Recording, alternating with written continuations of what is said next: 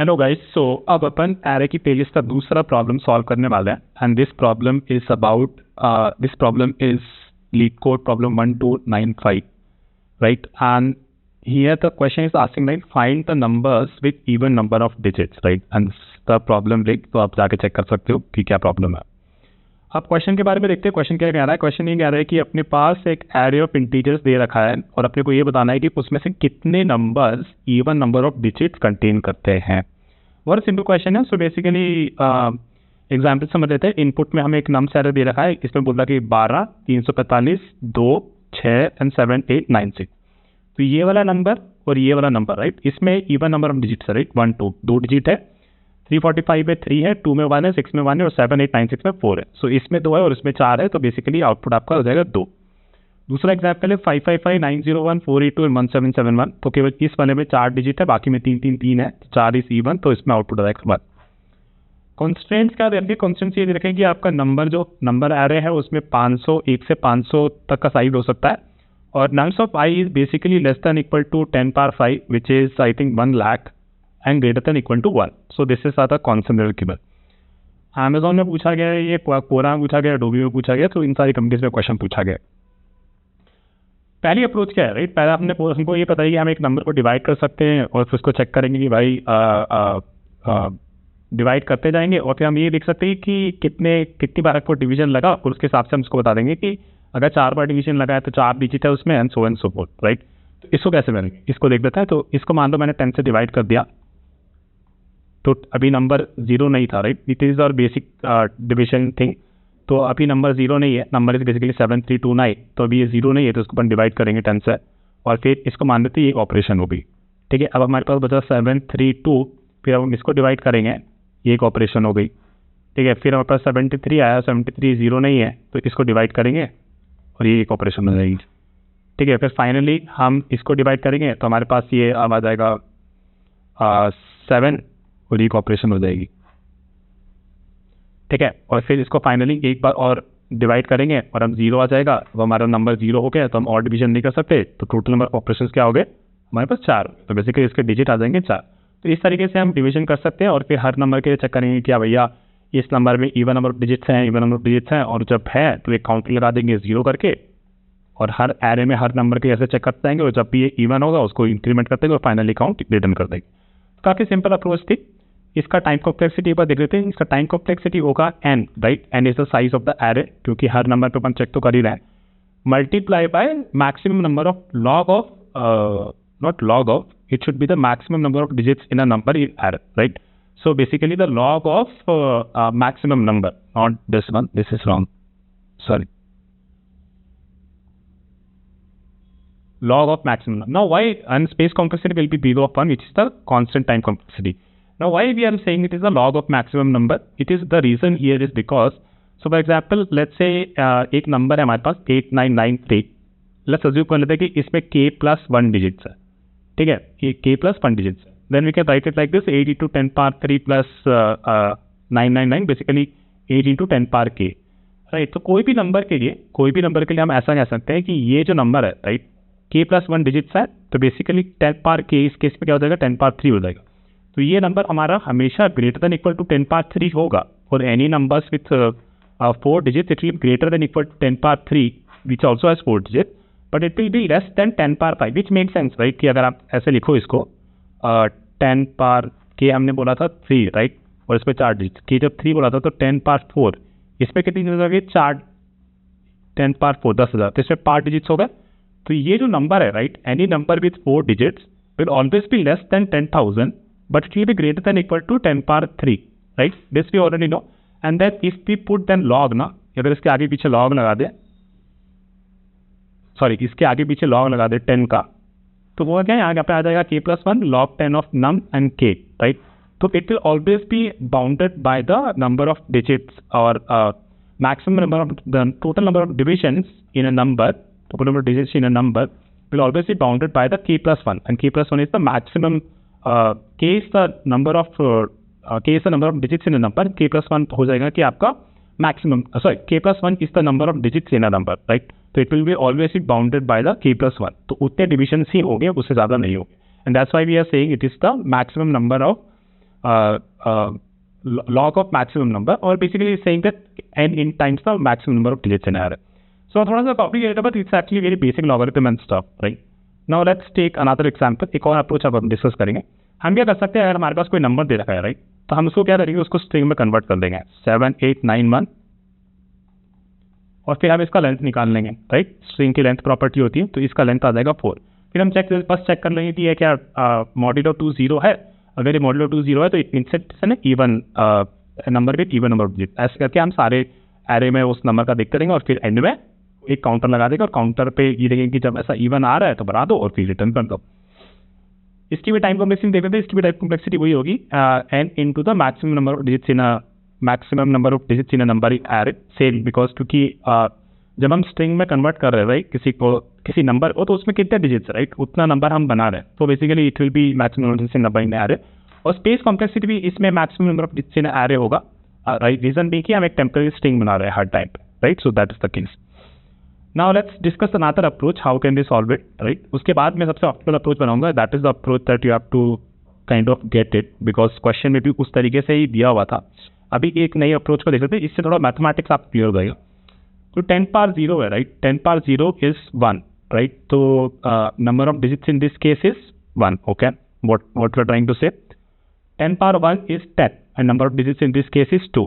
Okay, 10 power 2 is 100 and number of digits in this case is 3. क्या बोलना चाह रहा हूँ मैं आपको बताऊंगा आगे.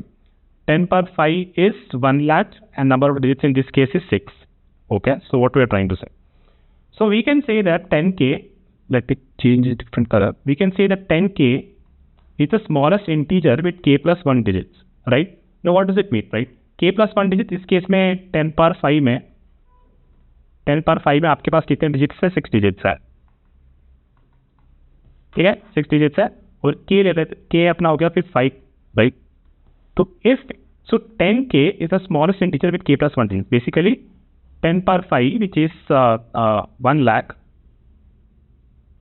yes, 1 lakh is the smallest integer with 6 digits, right. अगर फिर और भी तो इसमें सबसे बड़ा नंबर क्या हो सकता है? 9999999. एक हो सकता है 100001. So we can say that this is the smallest integer that we can represent with the k plus 1 digits. Now where does it help us, right?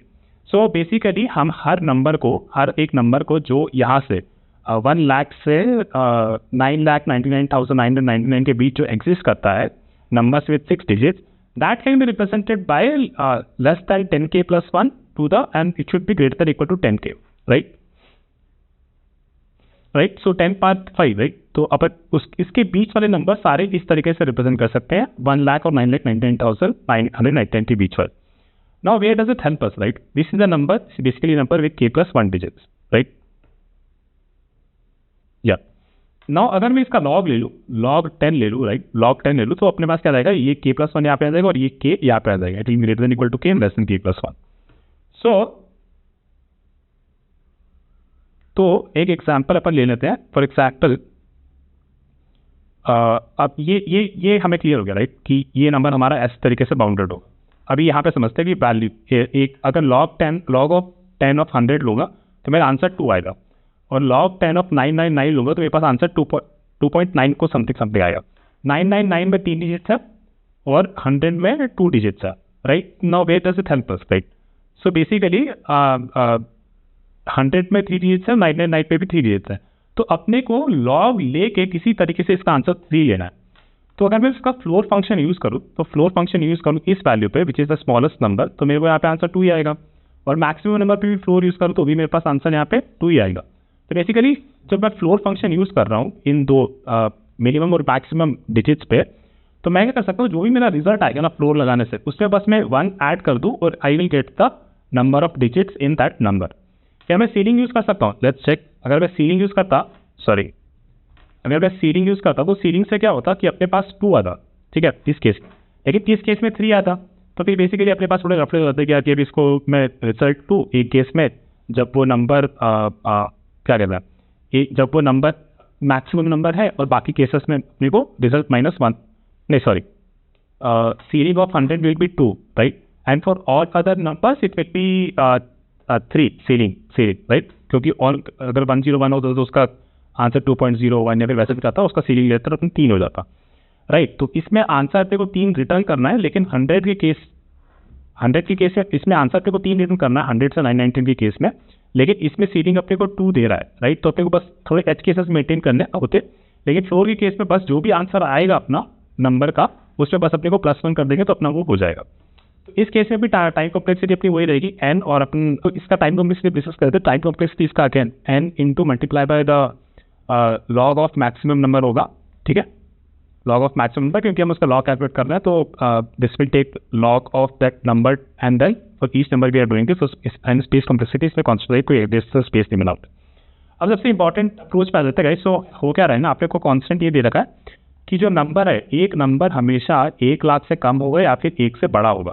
तो इसका कुछ स्मार्टली वे में यूज़ कर सकते हैं क्या, तो कुछ रेंज ऑफ नंबर बनाते हैं, मान लो कि 1 से लेके 9 तक बनाते हैं, फिर एक बनाएंगे 10 से लेके 99, फिर एक बनाएंगे 100 से लेके 999, numbers with 1 digit, numbers with 2 digit, number with 3 digit, no numbers with 4 digit, how will they look like 1000 to 999 and 9, numbers with 5 digits how do we look like 10,000 से सॉरी ज़्यादा ऊपर चलेगा, 10,000 से 99,999 एंड फाइनली हमारे पास रहेगा 1 लाख।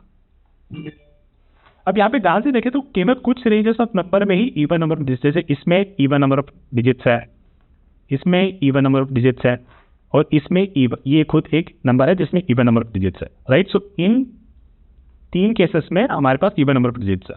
तो हम कैसे कैलकुलेट करेंगे, हम बस सीधा एक इफ लगा देंगे, इफ अगर हमारा नंबर बेसिकली 10 से बड़ा है और 99 से छोटा है, और बेसिकली हमारा नंबर 1000 से बड़ा है और 9999 से छोटा है, इसलिए इसमें 10 और इसमें 1000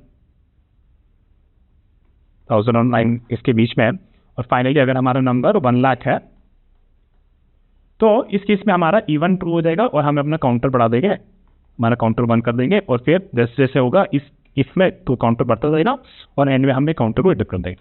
इसमें टाइम कॉम्प्लेक्सिटी आपकी बिग ऑफ n होगी, बेसिकली हम कांस्टेंट लग रहा है, केवल एक केस है, और हर नंबर की हम लोग चेक कर रहे हैं, स्पेस कॉम्प्लेक्सिटी कांस्टेंट होगी क्योंकि हम कोई एडिशनल स्पेस क्रिएट नहीं कर रहे।